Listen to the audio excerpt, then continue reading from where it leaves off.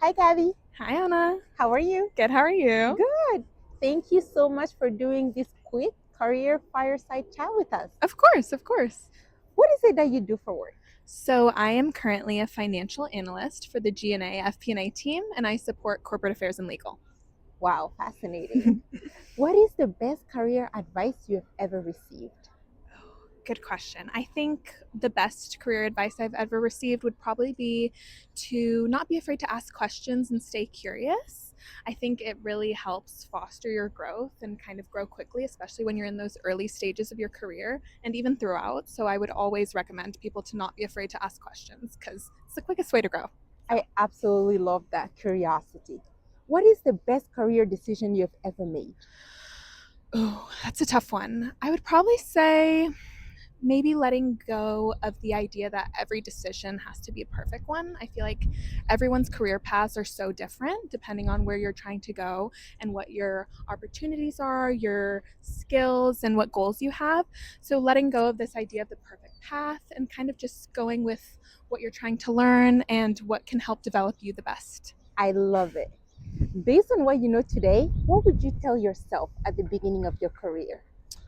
Good question. I think along the same lines to the first question would be not to compare yourself to anybody else's career. Like I said before, everybody has different opportunities and different goals in life. And I think just focusing on what skills it is that you want to develop, being confident in yourself and the abilities that you have, and then just moving forward with that and trusting that the journey that you want to have is going to fall into place. I think that's the best. Oh, very wise. Um, which lady, preferably in the Bay Area, would you like to hear answer these questions next? Oh gosh, I would probably have to say my mom, as she inspired a lot of what it is that I do today. She's also an FP&A, and she had a really different journey than I did. She grew up in Peru and then came to the States to do her master's.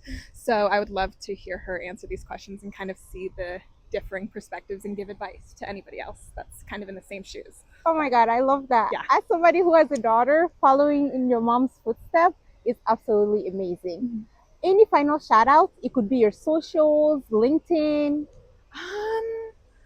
No shout out, just a little tidbit of hoping that every woman out there is trusting herself in her career and not undermining her abilities. I think that's a really key factor as far as women as we go through the workforce. But yeah, Thank you so much, Gaby. of course. But now I got to go back to work. Yeah, Thank bye. you.